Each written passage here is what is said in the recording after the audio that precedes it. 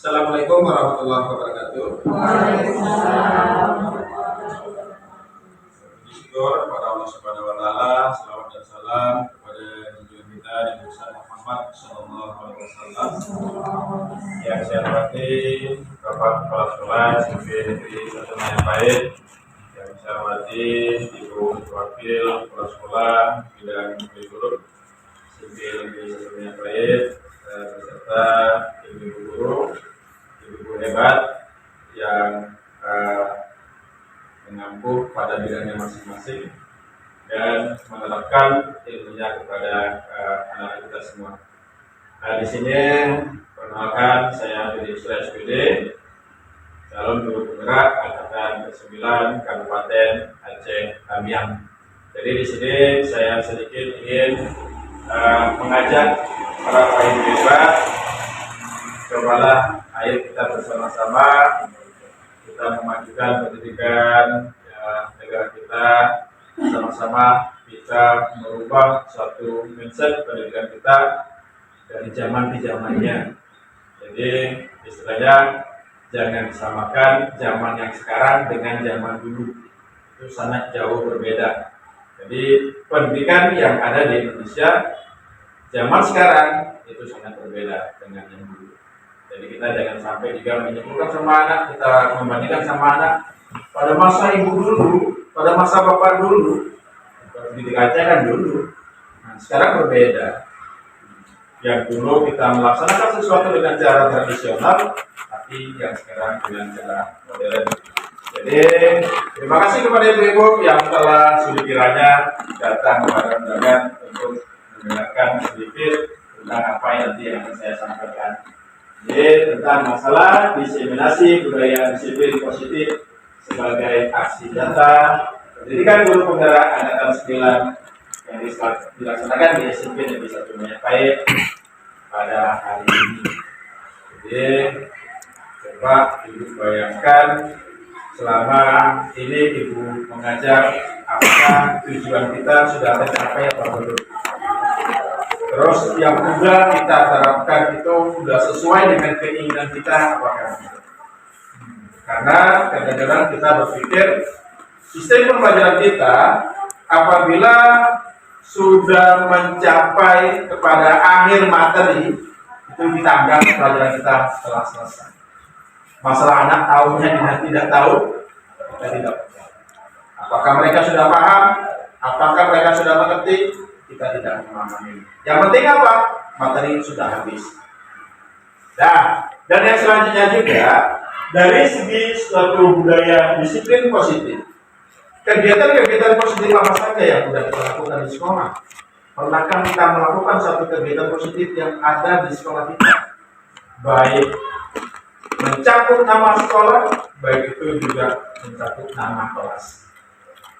Jadi budaya positif sekolah dan kelas, apakah sudah kita lakukan?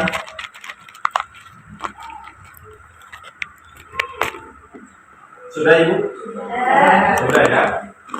Kalau sudah, seperti apa? Kadang kita ada rasa, kenapa ya anak-anak di kelas itu terlalu maksa? Kenapa anak-anak di kelas itu tidak tertib? Kenapa? Itu juga kesalahan dari kita juga. Kenapa? Kita tidak membuat satu tata tertib. Di kelas kita tidak membuat satu tata tertib. Jika dipikir mereka, kenapa di dalam kelas tidak ada satu tata tertib? Jadi apa yang harus mereka tertib? Jadi mana yang mereka? Kalau yang selama ini kita memakai apa? Peraturan sekolah yang kita buat. Yang kita mungkin cuma aja peraturan sekolah. Tapi peraturan di dalam kelas, budaya positif di kelas, kita tidak melakukannya. Seperti apa misal, mereka kadang membuang sampah sembarangan di situ. Kenapa? Kadang-kadang tidak ada aturan di kelas. Keyakinan kelasnya itu tidak. Makanya ini juga ada suatu perbedaan. Apa perbedaan antara keyakinan dan kebudayaan? Keyakinan itu apa? Kebudayaan itu apa? Siapa yang dikatakan keyakinan itu apa? Peraturan itu apa? Kalau keyakinan apa? Keyakinan itu yang ada di dalam diri kita. Ini suatu keyakinan yang memang sudah ada di dalam diri kita. Tapi kalau yang dikatakan suatu peraturan, peraturan itu adalah sesuatu yang dibuat. Tapi kalau keyakinan tidak dibuat-buat. Memang itu semuanya ada sama kita. Contohnya apa, Bu? Kalau misalnya anak-anak beli jajan, terus beli kue, tepatnya Kak tepatnya Kak. Pernahkah mereka itu ngambil pisang goreng, makannya dengan cuci tangan? Kenapa tidak? Tidak ada tempatnya. Kalau seandainya ada wadahnya di situ, apakah tidak dia akan cuci tangan? Kenapa tidak? Selanjutnya juga itu nanti keyakinan dia yakin tangannya itu bersih. Dia yakin. Kenapa? Makanya dia bisa berani ngambil pisang terus makan. Dari mana setelah dia ambil pun kita ngambilnya juga kita makan.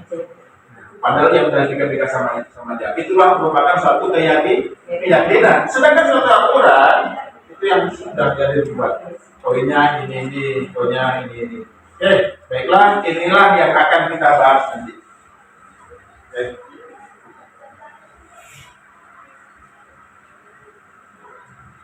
Kita cari dulu ya bahannya, mungkin ada.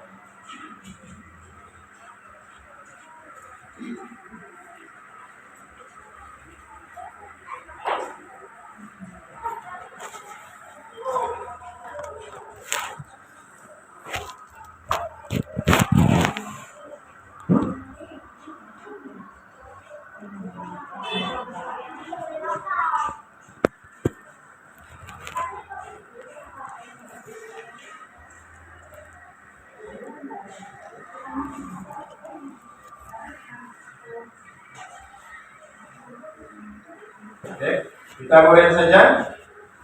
Diseminasi budaya positif aksi nyata guru penggerak angkatan 9 yang kita laksanakan di sekolah kita. Yang pertama kita lihat dari suatu tujuan kita. Yang pertama adalah berbagi konsep budaya positif.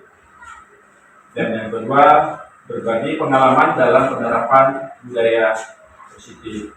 Jadi yang selama ini Bu yang kita lakukan ternyata itu banyak salahnya daripada benar. Kenapa? Karena ini zamannya berbeda dengan zaman yang dulu. Contohnya seperti apa kalau kita apakan budaya positif?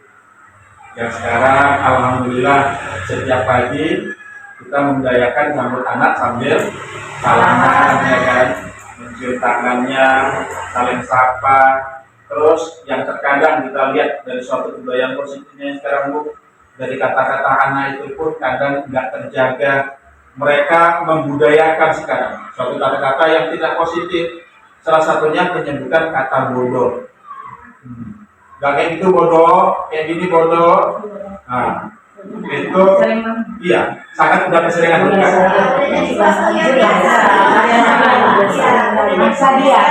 Kita bilang Maria, kamu sendiri. Iya. Nah, nanti Bu kalau seperti itu, ini makanya ada guru BK juga itu bisa kita terapkan dengan segitiga restitusi. Segitiga restitusi maksudnya kita tanya apa alasan dia mengucapkan kata-kata itu. Nah, itulah tadi. Maka kalau dalam Islam sebuah perkataan itu adalah jadi maksudnya kita harus bisa memahami ke dia itu. Kita ajak cerita kenapa dia berbuat seperti itu. Itulah yang harus kita lakukan. Nah, selanjutnya berbagi pengalaman dalam penerapan budaya positif. Ini dia. Nah, dari materi ini ya, kita lihat yang bahwa perubahan paradigma belajar, disiplin positif, nilai-nilai kebajikan, kebutuhan dasar manusia, motivasi perilaku manusia, posisi kontrol guru, keyakinan kelas, dan yang terakhir adalah segitiga restitusi. Jadi yang pertama adalah perubahan paradigma belajar. Jadi paradigma belajar kita dari tahun ke tahun bukannya, bahkan juga dari tahun ke tahun itu berbeda. Terutama sistem pengajaran kita kadang ganti menteri, ganti kurikulum. Dan kita harus ikut apa enggak? Kita harus ikut. Kenapa?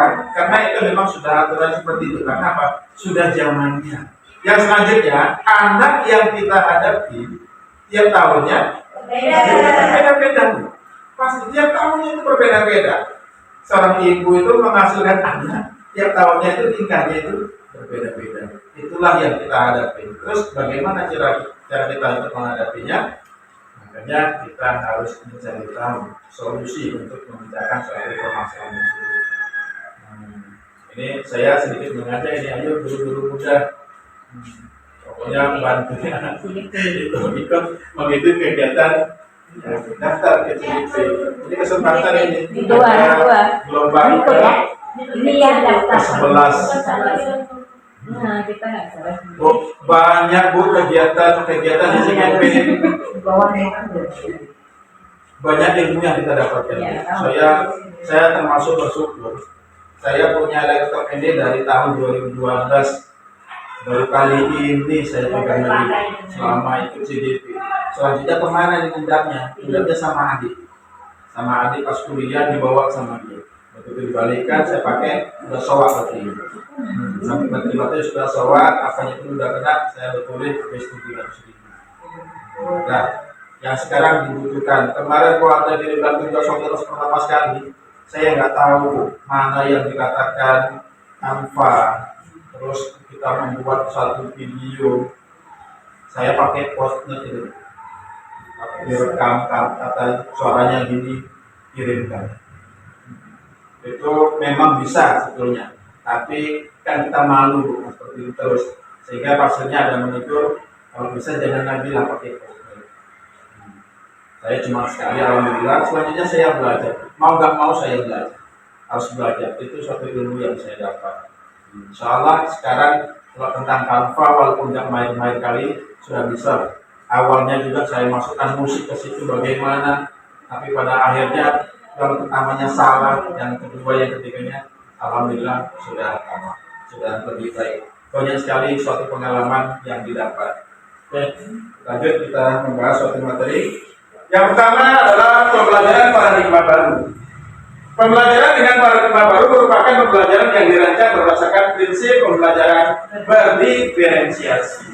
Nah, sehingga para peserta didik belajar sesuai dengan kebutuhannya berdasarkan tahap perkembangan sesuai teori psikologi modern untuk mewujudkan profil pelajar Pancasila.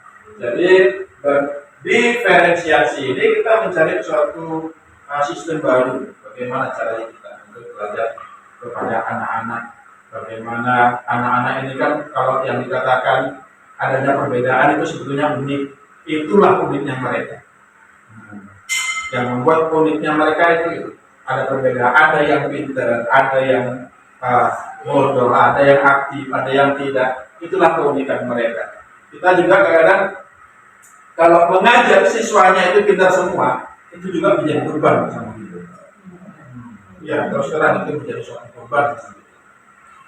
Saya ini mungkin mengulang lagi. Saya dulu pernah mengajar di SMP 1 Biren kelas RSBI.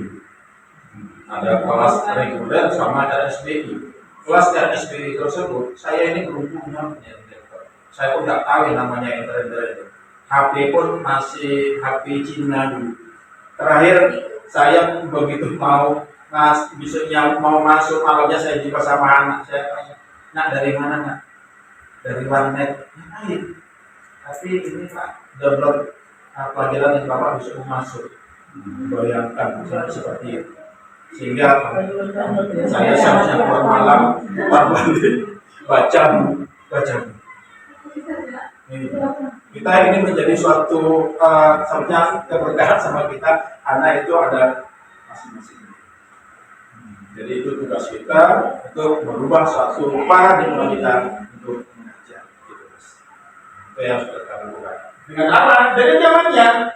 Yang harus sebenarnya sesuai dengan zamannya. Makanya saya setiap hari masuk bawahnya ini, di bawah sana.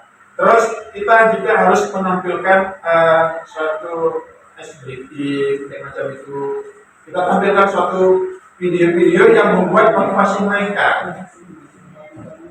Yang selama ini mereka kadang-kadang tidak menghargai jerih payah orang tuanya di rumah. Tadi ada saya tampilkan, Bu, sampai saya menangis. Saya sebenarnya orangnya dewoan, tapi saya orangnya cengeng. Iya, ini saya hatinya tinggi. Jadi saya tampilkan tadi suatu perjuangan seorang ayah. Ya, anak menangis. Kenapa? Dia mengingat yang namanya orang tuanya. Bagaimana kalau dia itu seandainya di sekolah itu cuma hanya main-main, gimana jadi kayaknya orang tua? Itu juga harus perlu kita tampilkan di situ. Jangan kita cuma hanya ngomong-ngomong saja. Jangan dengar anak-anak. Kita ngomong hanya ngomong. Jangan dengar. Itu harus kita tampilkan seperti itu. Ini perlu, sangat perlu.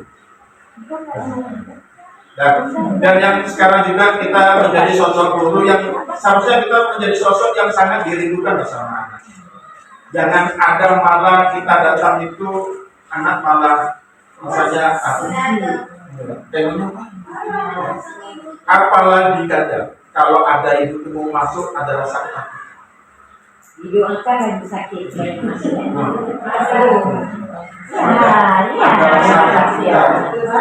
Saya ada masuk di satu kelas itu setiap habis jam pelajaran saya ibu yang masuk sampai dia bilang, Pak, bapak nangisnya. Kenapa? Pak, sampai jam istirahat aja kenapa? Nah, jadi intinya kita menjadi sosok yang harusnya dirindukan oleh anak. Kenapa? Ini memang sudah janji kita. Kita digajinya di situ. Bayangkan kalau kita kerja anaknya itu nggak ada malahan. Nah, gimana rasa tanggung jawab kita? Yang selanjutnya, ini dia. Nah, ini maksudnya cara kita buat diferensiasi dari itu. Ini nggak usah kita praktekkan. Kalau seandainya ibu si A atau ibu si B, selanjutnya ibu itu dikasih kertas, masing-masing kertas, diberikan kertas. Selanjutnya kertas itu ibu tulis sesuatu, yang ibu anggap itu rahasia. Selanjutnya ibu benar. Dan yang si B-nya juga menggenggam satu kertas.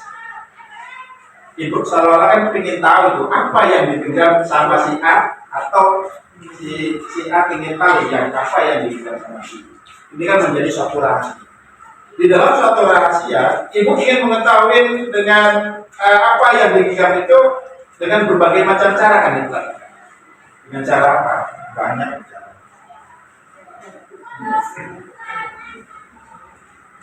Caranya itu banyak dengan cara apa misal ini dia.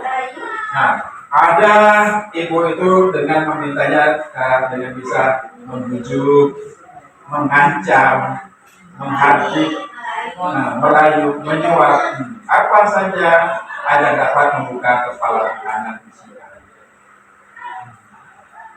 Bisa nggak itu membukanya? Itu tadi dengan otomatis dengan cara kita kan. Bagaimana cara kita untuk merayu? Begitu juga kita yang berpakat sama. Kita ingin tahu suatu hubungan sama dia. Yang sekarang ini Bu, yang jangan sampailah kita itu yang selalu menghukum anak. Kita cari suatu alasan. Anak-anak kadang datang lambat, kita langsung menghukumnya. Padahal kita belum mendengar apa alasannya. Bahkan kalau kita mendengar alasannya pun kita bilang, apa alasan saja? Karena seperti ini. Mungkin saja memang seperti itu kenyataannya. Kita pernah juga di sekolah, bagaimana juga kita di sekolah. Saya dulu pernah tertidur, saya juga di sekolah pernah tertidur. Tapi alhamdulillah ibu itu memahami saya. Karena dulu saya sekolah untuk mencari uang jajan itu sendiri. Cari uang jajan saya sendiri, Bu. Cari uang untuk isi kantong pergi sekolah. Saya cari sendiri, Bu. Saya bangun jam 3:30 pagi. Berangkat saya ke Langsat membawa sayuran untuk saya jual di sini. Pas SMA.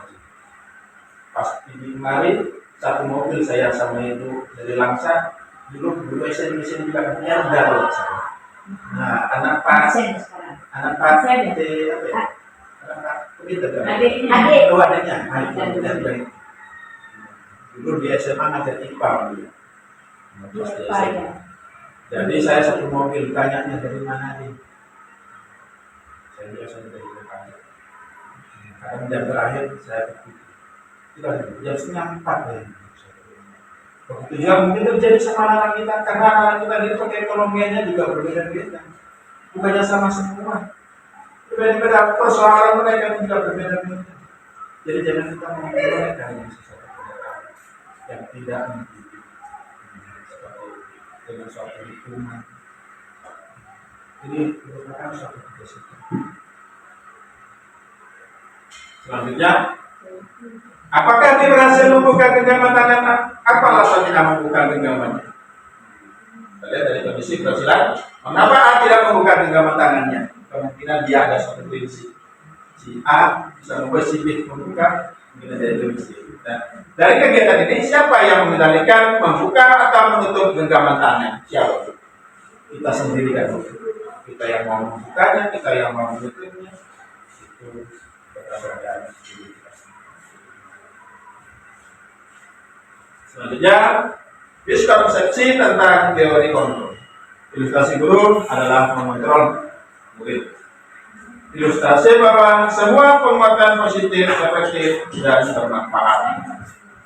Ilustrasi bahwa kritik dan membuat rasa bersalah mampu menguatkan suatu karakter. Ilustrasi bahwa orang dewasa berhak memaksa. Nah, kita membuat rasa bersalah itu seperti apa?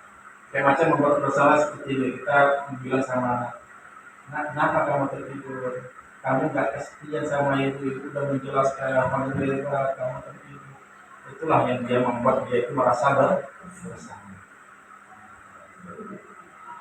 Dan kita langsung main mantap. Kamu tidur aja, ibu gak jelaskan capek panjang lebar gini-gini, tidur aja. Yang tidur sama dia bukannya malah simpati, malah ada rasa dendam.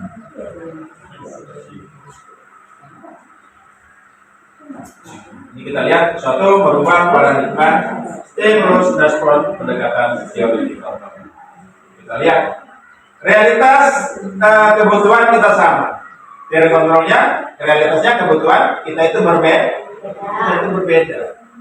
Semua orang melihat yang sama. Setiap orang memiliki suatu gambaran yang berbeda. Kita mencoba mengubah orang agar pandangan sama dengan kita. Kita berusaha memahami pandangan orang lain tentang suatu dunia. Perilaku buruk dilihat sebagai sesuatu kesalahan. Semua perilaku memiliki suatu tujuan. Maling aja bu, nyolong dia itu ada tujuannya. Apa tujuannya yang pertama? Dia kadang-kadang ini itu memenuhi yang sejengkal ini. Gak ada kadang orang lihatnya maling itu kaya itu ada.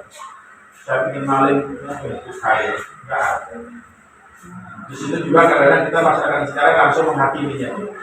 Kalau ada maling langsung dimasak, langsung digebukin.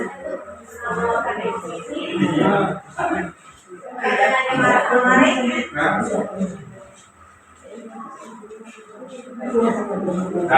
yang kedua ini masih panjang ini apanya? Disiplin positif. Salah satu cara menerapkan disiplin yang bertujuan untuk menumbuhkan motivasi internal dan kesadaran anak untuk melakukan sesuatu tanpa paksaan, penghargaan atau hukuman. Ini di dalam yang kami pelajari itu rupanya suatu penghargaan itu menyalahi. Tapi yang saya pikir kita ambil suatu positifnya aja, segi positif. Kemarin kita seharusnya kalau untuk menjadikan suatu penghargaan itu penghargaan yang bagaimana? Penghargaan yang seperti apa? Cukup dengan kata-kata aja Pak di penghargaannya. Bukan, dalam arti kata seperti ini Bu. Kadang ada yang kita lakukan, ada anak-anak tampil, tapi yang sebagai jurinya itu nggak ada. Malah yang sebagai jurinya itu adalah kawannya sendiri. Contoh, misal dalam penerapan pas tausiah singkat ketika Jumat, nah, yang sudah dilakukan, dan selama ini kita hanya memberikan suatu penghargaan, semuanya sebagai uang jajan. pada akhirnya ada yang lain yang bahwa membuat suatu penghargaan, tapi dipanggil semua, itu semuanya dari kasih penghargaan, malah kawannya suruh nilai yang mana yang bagus, mana yang tidak, itu bisa merusak mental. Yang menang, contoh misal kalau saya yang ngasih tausiah, padahal saya nggak bagus tausiahnya, tapi karena saya banyak kenal sama orang, masalahnya otomatis siapa ya? Saya yang terpilih. Padahal kalau saya tidak bagus, bayangkan yang bagus tapi tidak terpilih, rusak mental. Jadi suatu penghargaan atau hukuman itu bisa merusak. Yang selama ini dilakukan selama itu baik. Iya. Ya, sebetulnya kayak kemarin itu yang kita buat juara umum dan apa, kita panggil semua yang jadi juara satu. Tapi tidak semuanya kita kasih penghargaan. Jadi kedepannya kalau bisa kita ubah, kalau bisa kesemuanya itu adalah kita kasih beda. Ada juara umum kelas. Di sini ada satu pertanyaan. Apakah Anda setuju? Yang pertama, hukuman dapat mendisiplinkan anak.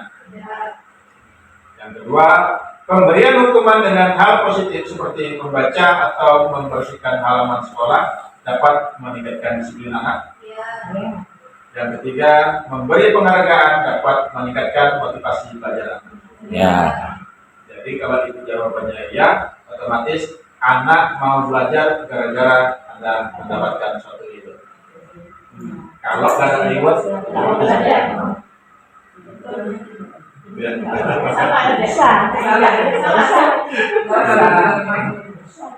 kita mau melakukan sesuatu gara-gara ada. Kita mau datang cepat kadang. Itu kan untuk meningkatkan, Pak. Ya betul, semuanya itu meningkatkan. Tapi kalau tadi gara-gara ada itu anak-anak baru mau belajar. Kalau nggak ada sananya enggak. Apakah masih dia melakukan satu hal yang sama? Tidak. Saya mencoba itu Pak. Itulah. Tapi ada anak coba dikasih uang jajan itu. Betul. Inilah namanya suatu keyakinan. Berarti untuk dulu dikasih reward itu nggak usah sebenarnya kan? Iya kan? Nggak usah. Iya kan? Karena udah keyakinan Iya, kita. kan? Kita coba yakin. Nggak usah.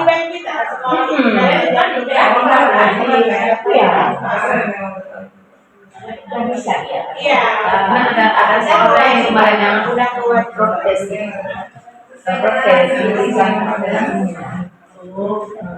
Ya sekolah kalian sih baik. terusnya dikasih reward. Gimana sekolah yang nggak punya dana? Ini Bu dia jawabannya. Nah, ternyata pemberian hukuman bukanlah cara yang tepat untuk mendisiplinkan anak atau siswa. Oh, setuju. Intinya pemberian hukuman yang menurut kita positif ternyata bukanlah cara yang tepat, sebab hal itu tetap saja menyakitkan. Tetap saja menyakitkan anak, kita suruh nyuci kamar mandi, menyakitkan. Sampah nggak boleh tuh, Pak? Jadi sampah boleh. Dia masuk aja. Telat dia udah setengah jam. Masuk ya. Nah, seperti itu kadang-kadang. Menurut satu Kasih duit lagi. Jajan yang telat. Gimana tuh? Makan kalian. Tadi nggak masuk kelas ya? Karena lupa tadi telat. Tadi ada anak yang bilang kenapa aku nggak telat tadi? seperti menurut saya sudah saya praktekkan sama anak-anak ketika di dalam kelas itu yang kemarin kelas 93 dan kelas 71. Nah, itu sudah saya praktekkan. Saya kan karena masuk pagi sih. Saya tanya, kalian sudah sarapan? Belum. Tunjuk tangan yang belum sarapan. Nggak ada tunjuk tangan. Ada banyak dari yang udah sarapan sama yang belum, banyak yang belum. Ayo kita sarapan. Awalnya mereka kok agak segan, agak maju mundur ini mau. Terakhir, ayo bapak keluar ini, sama-sama kita sarapan. Saya ajak. Cuman Bu harus ada tanggung jawab kita. Jangan kita tinggal mereka. Kita dampingi mereka. Tidak perlu kita masukkan pisang goreng juga di situ. Terus waktu juga kita tentukan. Jam sekian udah ya. Tapi pada akhirnya begitu belum habis waktunya itu, mereka sudah bertugas lagi masuk ke. Dan besoknya apakah minta lagi? Rupanya tidak minta. Tidak minta lagi. Begitu saya tanya, ya, jangan sarapan, udah sarapan, udah berkurang tuh orang. Enggak sebanyak yang kemarin. Bahkan saya suruh sarapan, dia enggak. Begitu juga di kelas 7. Yang enggak, yang udah sarapan, mereka merasa ini, enak kali lah hari itu yang apa ini. Nah, kalau enak, ayo kita ikut. Juga ikut mereka, juga ada yang enggak ikut karena udah sarapan. Begitu besok-besoknya, tinggal 4 rezeki yang belum sarapan. Kalau tinggal 4 rezeki, sama Reno. Saya baru awalnya cuma si Rizky. Ayo Rizky apa? Silakan kalau kamu mau sarapan. Ngajak si Reno. Kalau ngajak orang jangan, kamu saja, kamu saja yang sarapan. Dia harus ngajak kamu. Ketika kawannya nggak mau diajak, saya dia undang. Jadi kesimpulannya apa Bu? Bagaimana anak-anak mau menerima satu pelajaran kita, sedangkan perutnya saja kosong kalau tidak sarapan. Jadi kita masih boleh, kita harus berkepihakan kepada anak. Kadang-kadang kita sama anak di rumah saja juga seperti apa coba kalau kita merayu. Seperti itu. berarti intinya boleh kita mengerti. Gimana?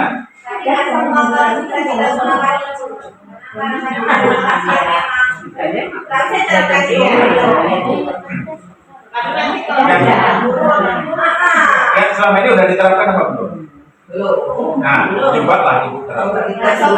Terus berlanjut Bu, sampai berapa kali. Itu tidak ada masalah Bu. Ibu jangan takut materinya ketinggalan. Itu bukan tujuan Bu.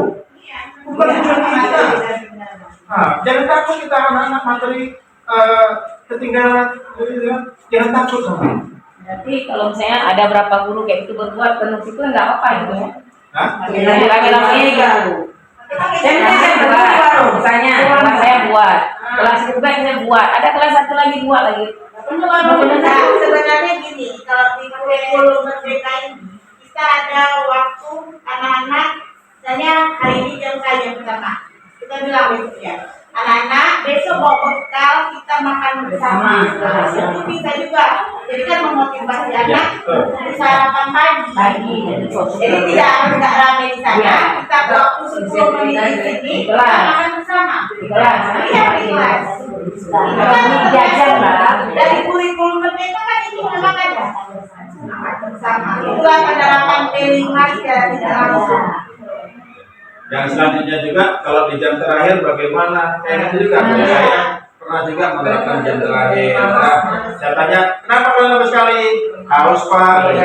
Itu sampai saya berkorban itu uang. Silakan siapa yang mau beli minum. Ternyata uang ya 94 masuk. Uang mereka beli minum dan bagikan. Selanjutnya apa? Kita ada konsekuensinya. Kita jangan terus menurutin anak. Mereka juga harus menurutin kita. Nah, kalau kita mengikuti dia juga harus mengikuti kita. Tadi awalnya juga seperti itu. Nah, kebutuhan kalian sudah Bapak penuhin, dan sekarang kita ganti. Kebutuhan Bapak harus juga penuhin. Insya Allah kegiatan di kelas itu sangat baik. Jangan kita menonton terus anak-anak terakhir sangat membosankan.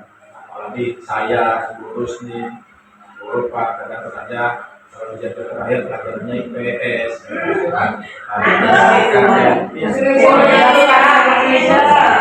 Ngomong aja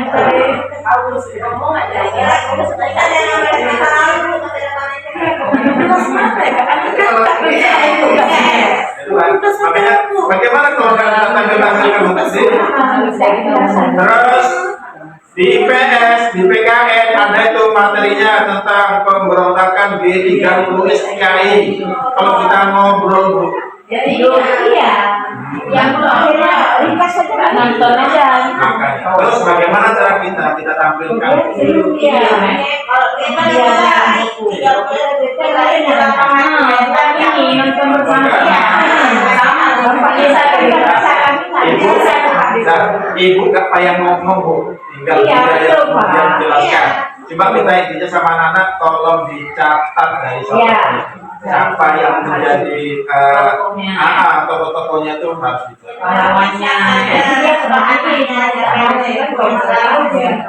Kalau seandainya mata pelajaran IPS 3 jam selesai, ibu gak payah ngomong, gak payah capek. Tinggal apa ini Pak? Anak gak ribut.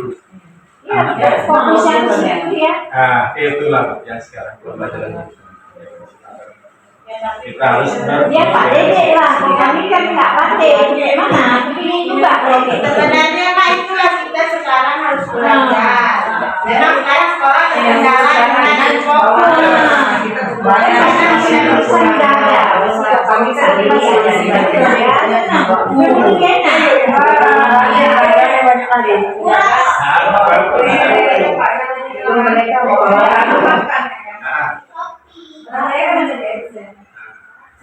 Lalu saya tanya apa kerja di sekolah?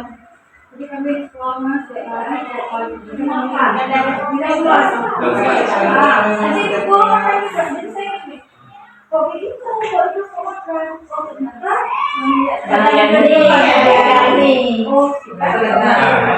itu. Itulah yang namanya suatu budaya positif. Jadi kan tidak berada kurikulum merdeka itu orang tua makanya kita baca itu kan diulang kurikulum merdeka. Nah, untuk menerapkan suatu budaya positif itu, coba ini saya mau eksplisit sebentar. Nah, boleh ikutin saya nggak? Ibu dulu aja. Nah, coba tempelkan tangan ibu di tangan masing-masing. Wahyu, digosok, gosok. Panas Bu ya. Coba tempelkan di pipi. Rasakan Bu ya. Lagi kita ulangi sini. Lagi Bu, kita tempelkan di mata. Masih juga terasa, terasa. Sekali lagi. Sekali lagi. Ayo,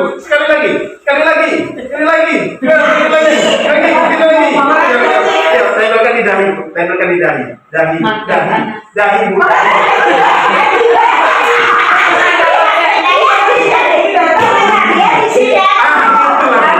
Inilah Bu satu kebajikan kita Bu, kita harus memiliki satu maksudnya. Bu, makanya anak-anak sekarang Bu lebih paham sama perbuatan. Bukan dengan satu meniru. Iya, dia bisa meniru. Jadi otomatis untuk kita menerapkan harus kita yang berbuat ini. Cobalah ibu suruh putih sampah. Tapi juga kalau kita titik sampah, saya pernah saya terapkan. Saya titik sampah, saya tulis bahkan sampai anak-anak bilang, Pak itu Pak satu lagi. Iya satu ini, saya ambil bukan apa. Di bawahnya itu saya bilang, maaf ya tante, maaf ya nyonya, itu 1 hari 2 hari selanjutnya Bu, saya sudah bawa tong sampah, tidak langsung mereka melihat, langsung mereka tengok kanan kiri ada sampah, walaupun diambil sampahnya ditaruh ke kita. Begitu juga yang saya terapkan. Kita kalau berkata-kata terus, mereka tidak memahami. Karena apa? Perbuatan kita seperti tadi. Kenapa? Karena saya naruhnya di dalam. Itu ini persoalannya saya. Nah, seperti itu. Sedangkan ucapan saya kalau saya bilang tidak. Tapi tetap itu. Itulah yang namanya satu keadaan yang sekarang lebih paham dengan suatu perbuatan kita.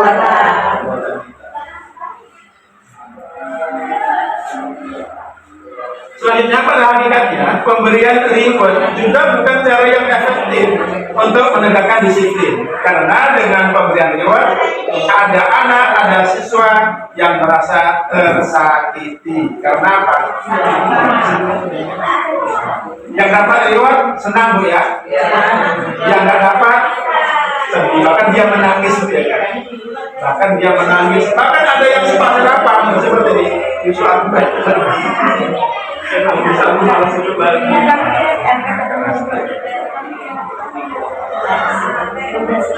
Selanjutnya ada nilai-nilai kebajikan adalah sifat-sifat positif manusia yang merupakan tujuan mulia yang ingin dicapai setiap individu, baik dalam profil Pancasila dan pada yang lain.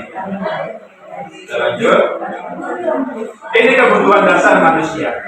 Yang pertama, ingin bertahan hidup, kasih sayang dan rasa diterima, penguasaan, kebebasan, juga kesenangan. Yang kelima, motivasi perilaku manusia menurut Dian Gonsen dalam bukunya Restructuring School Discipline menyatakan ada 3 motivasi perilaku manusia untuk menghindari ketidaknyamanan atau hukuman.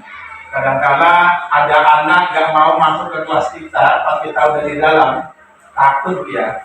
Kenapa? Takut kena hukum, takut kena hukuman. Jadi sehingga dia malas itu masuk. Bahkan dia biasanya berpikir lagi, aku malas masuk seminggu itu. Biasanya seperti itu. Jadi kalau bisa kita membuat nyaman anak di dalam kelas tersebut. Selanjutnya, untuk menjadi orang yang mereka inginkan dan menghargai diri sendiri dengan nilai-nilai yang mereka percaya. Jadi kita pun juga harus bisa mengerti mereka. Jangan mereka aja yang sudah mengerti kita. Selanjutnya yang ketiga, untuk mendapatkan imbalan atau penghargaan dari orang lain. Kira-kira seperti itu kan?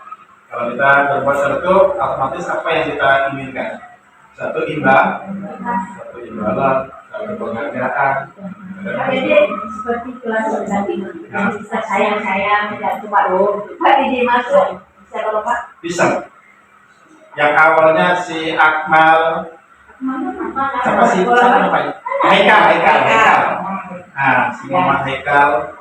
Nah, iya Bu, saya pertama sebelum saya terapkan ini, mereka tidur dan bahkan sesuai hati mereka. Nah, tapi apakah saya marah? Tidak. Saya datangin, malah ada saya putus. Saya putus, saya duduk sampingnya. Begitu duduk sampingnya, kan dia terkejut. Apakah saya marah? Enggak. Saya lulus-lulusnya. Saya tanyain kenapa, seperti apa. Sampai sekarang dia pun belum mau menjawab itu. Gimana dia bilang ini. Nah, seperti itu. Pulang ke rumah jam 11, habis naik jam 1 pulang ke rumah aja jam 11 lewat. Makanya kita datang kemarin katanya hari ini 1 berempat, saya ganti 1 seorang 1 ganti. Nggak boleh juga berarti seperti itu Pak. Ya biar jelasnya saya baca apa gitu. Gimana Bu? Yang apa kasih saksi ya? Enggak, ini bukan sapu. Oh, pada saksi. Saya coba saya sapu. Ada orang yang mau Bu, di kedai ada yang 5.000. Ibu, sapu ibu. Ada. Kira sapu. Bisa. Gimana? Anak-anak. Bira. Bira. Ya, Bu. Misalnya ada kasus seperti itu bisa belajar yang ada di bawah. Mau di dalam penerapan guru dari Nah, dia kadang tertidur. Kenapa dia tertidur? Karena kalau kita tanya, apakah kita membuat suatu pembelajaran itu gak menarik sehingga dia membuat dia itu tertidur? kerja Pak. Ya itu lagi Bu. Kadang dia kerja. Kalau setidaknya dia kerja, seharusnya kita ada memberikan suatu solusi. Nah, bagaimana solusinya? Kadang kita masyarakat kita kan berbeda juga. Nah, seperti itu. Terus dari satu ekonomi. Jadi setidaknya Bu, kita ngasihkan suatu pemahaman sedikit sama dia. Seperti itu. Setidaknya dia harus bisa memanage waktu. Nah, seperti itu harusnya.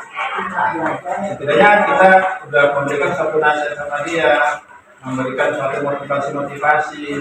itu insya Allah dia sedikit demi sedikit akan berubah. Betul akan berubah. Karena kelas dulu seolah rasanya kita kalau mau masuk ke 95 itu rasanya malas, ya kan? Karena apa itu tadi ada beberapa orang itu selalu ada seperti itu. Tapi yang sudah kita terapkan dengan ini, mereka pun yang sekarang ini mendekat. Nah, mereka sudah mulai mendekat. Jadi yang kita harapkan berarti mereka itu inilah yang mereka mau. Nah, seperti itu pembelajaran seperti inilah yang mereka. Jadi walaupun anak-anak tertidur, wajar kita pun pernah tertidur. Kenapa? Kondisi kayak gitu. Rasa mengantuk kita yang berlebihan. Ada seperti itu. Tertidur. Karena bukannya anak-anak penjelajah, baik untuk tertidur. Nah, kenapa dia nggak tidur? Itu tadi. Mungkin pembelajaran kita yang kita terapkan itu tidak menarik.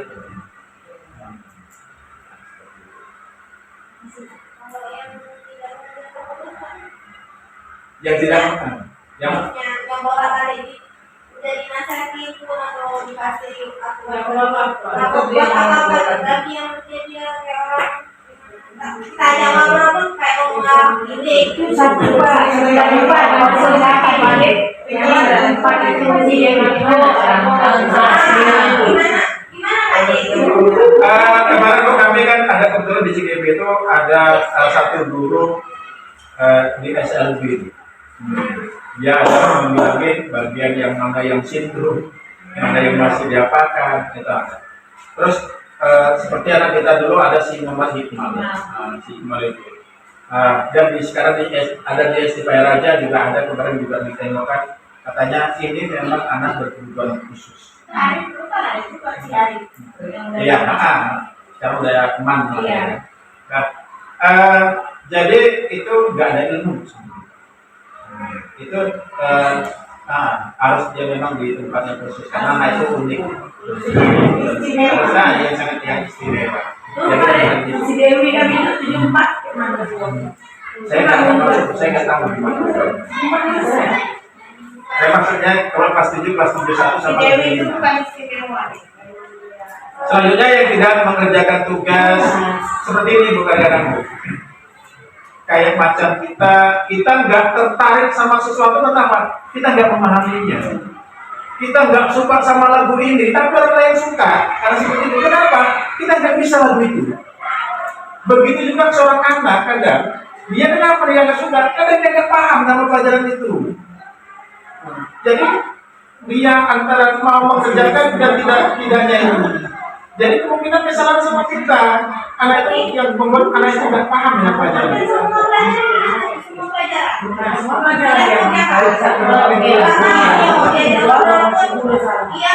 Nggak respon.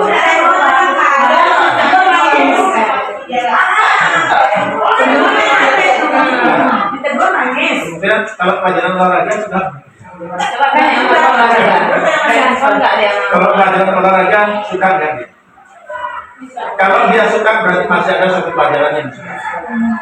Mana yang masuk? Berarti masih ada materi pelajaran itu yang masih dia suka.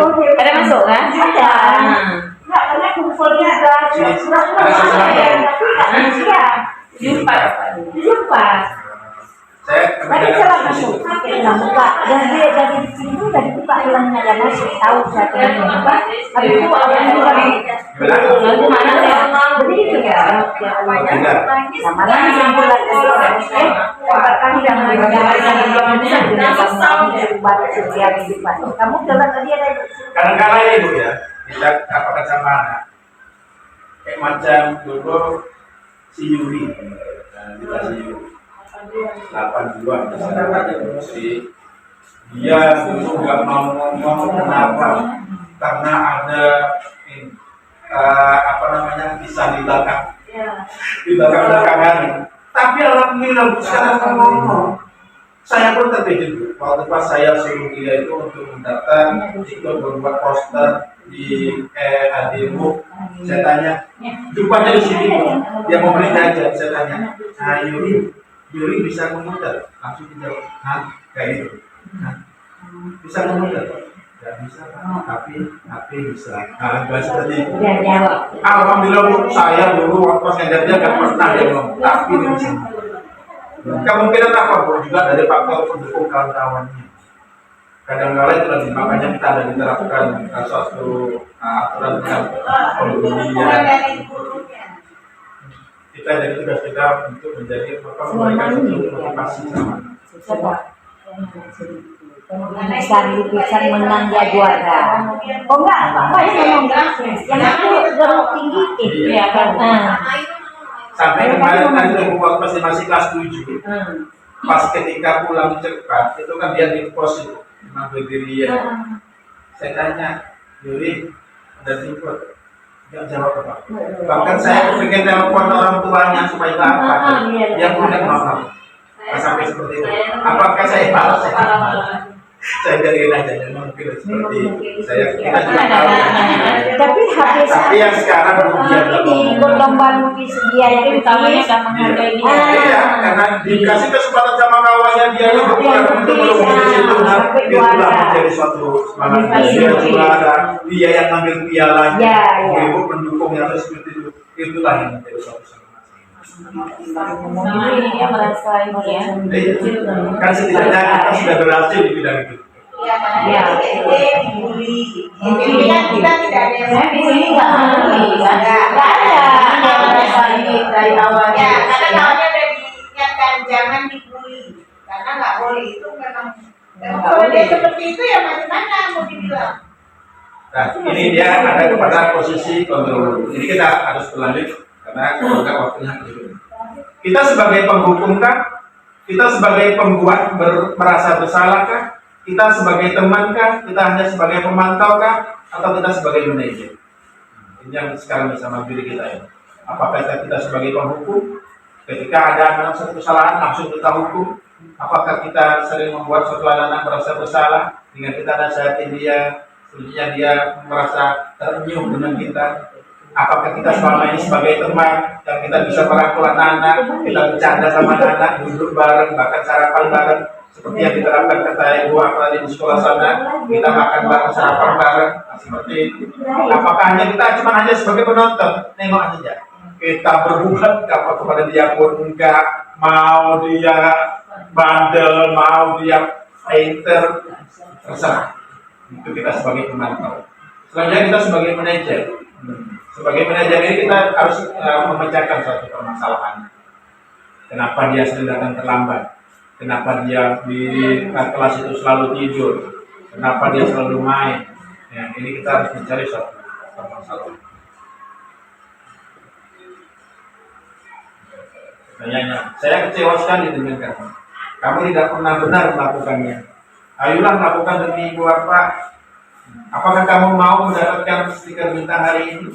Bagaimana kamu bisa menyelesaikan suatu masalah ini? Kamu selalu yang paling terakhir. Dari pertanyaan, siapa yang mengatakan? Saya kecewa sekali dengan kamu. Itu merupakan suatu pembuat merasa bersalah.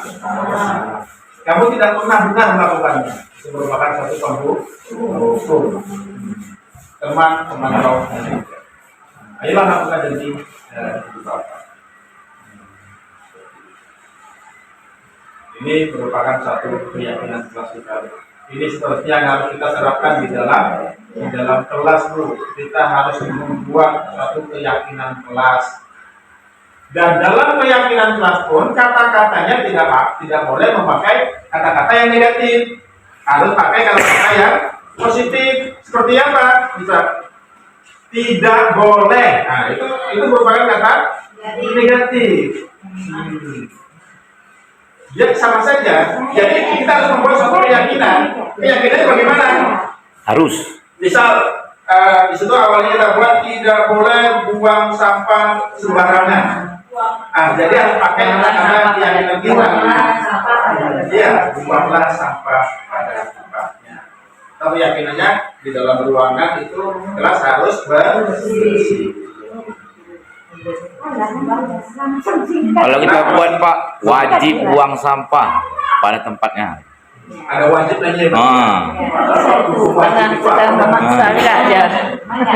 Tidak boleh kata-kata ini ada prosedurnya nanti dapatkan. Ini prosedurnya. dilarang terlambat, dilarang buang sampah sembarangan, gunakan seragam sekolah lengkap, dilarang memelihara kuku, kerjakanlah tugas dengan tepat waktu. Ini merupakan suatu peraturan kelas. Nah, contoh kalimat keyakinan kelas, masuk kelas tepat waktu. Seperti itu. Jangan yang tadi dilarang terlambat. Ini kata-kata yang benar. Masuk kelas tepat waktu. Buanglah sampah pada tempatnya. Kalau yang tadi dilarang buang sampah sembarangan. Ini masih kata-kata yang negatif. Masih banyak lagi. Nanti kalau telepon yang mana yang katakan, nanti kita bantu. Makanya insya Allah kalau kita menerapkan budaya positif di dalam kelas, setelah kelas-kelas pun akan menjadi kenapa sudah ada budaya positif. Ini merupakan satu tiga resolusi. Kalau sudah pada suatu permasalahan sama anak, ini kita